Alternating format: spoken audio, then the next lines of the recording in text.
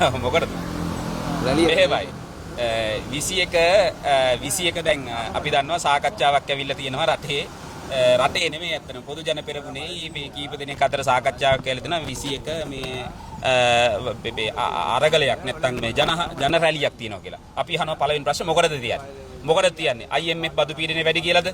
ඒ වගේම රටේ ත්‍රස්ත බනත හොසි කරන්න කියලාද? එහෙම නැත්නම් රාජ්‍ය ආයතන විකුණන්න එපා කියලාද? මුත්තුනගර ගොවියන්ට ඉඩම් දෙන්න කියලාද? එහෙම නැත්නම් බදු පීඩනය වැඩි කියලාද? ඒව නැත්නම් මන්නාරම දූපත විකුණන්න එපා කියලාද? ඉන්දියාවේ ගිවිසුම් එලි කරන්න කියලාද? නෑ මේ මොකවත් නෙමෙයි. මොකද්ද මේ කියන්නේ? මේ කියන්නේ අපිට බලය දෙන්න ඊළඟට. නාමල්ව ජනාධිපති පුටුවේ ඉඳලා දෙන්න. අනේ ගම්මන් පිළට ඇමතිකමක් ගන්න පාර හදලා දෙන්න. අනේ ඊට පස්සේ UNP එකේ අර පරාද වෙලා කුල්ල කුජීත වෙලා ඉන්න බඩු ටිකට ඇමතිකමකට රිංග ගන්න පාරක් හදලා දෙන්න කියලා කාගෙන්ද ඉල්ලන්නේ? රටේ ජනතාවගෙන්. ඒ නිසා 21 කෙන්දිරිය කියලා කියන්නේ ජනහඬවත් මොන මගුලක්වත් නෙමෙයි. 21 කෙන්දිරිය කියලා කියන්නේ UNP එකටයි පොදු ජන පෙරමුණටයි ආය පාර කපා ගන්න කියලා ජනතාවගෙන් ඉල්ලීමක් කරන්න යන්නේ. අපි ජනතාවට කියනවා මේකට අහු වෙන්න එපා. ඇයි? මේගොල්ලෝ මෙහෙමම කරද්දි ඔබට මතකයි 22 දී එලවල දැම්මා. මෙයාලා ඔක්කොම මේක කියද්දි ගෝල් ෆේස් එකට ඇවිල්ලා ගහද්දි ඔක්කොම කියද්දි මිනිස්සු මොකද කිව්වේ? ඔය බයිලාව ඇති කියලා එලවල දැම්මා.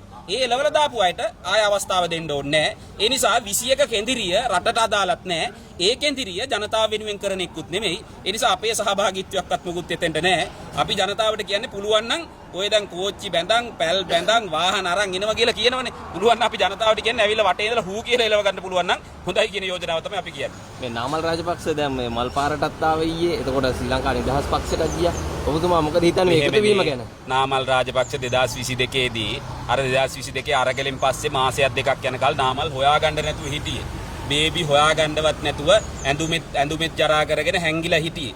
දැන්නේ බේබි එලි බහින්නේ අවුරුදු දෙකකට පස්සේ. ඉතින් අවුරුදු දෙකකට පස්සේ එලි බහැලා ආය යන්නේ මල් පාරට. මල් පාර නැත්තම් සිරිකොතට.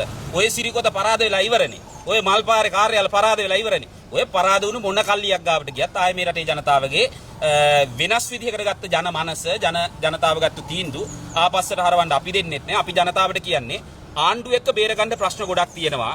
ඒවා ආණ්ඩුවත් එක්ක බේරගන්න ඕන කෑ ගහගෙන ඕන තරම්. හැබැයි ඒ බේරා ගැනීම කියලා කියන්නේ පරණ ඉන්න නාමල්ට පාර කපන එක නෙමෙයි. ඒ බේරා ගැනීම කියලා කියන්නේ අර දමනි 4න් 3ක්ම වැහිලා ඉන්න රනිල් වික්‍රමසිංහගේ දමනි 3 ඇරෙන්න ඔක්සිජන් දෙන එකත් නෙමෙයි. ඒ නිසා ජනතාවට කියන්නේ මල් පාරේ බැරි නම් ඕන තූත්තු කුඩියක ගියත් බය වෙන්න එපා. අපි යෝජනා කරන්නේ පරණ පරාදුණු කාටවත් නැවත බලයට එන්න අවස්ථාව සලසන්න බෑ කියන එක.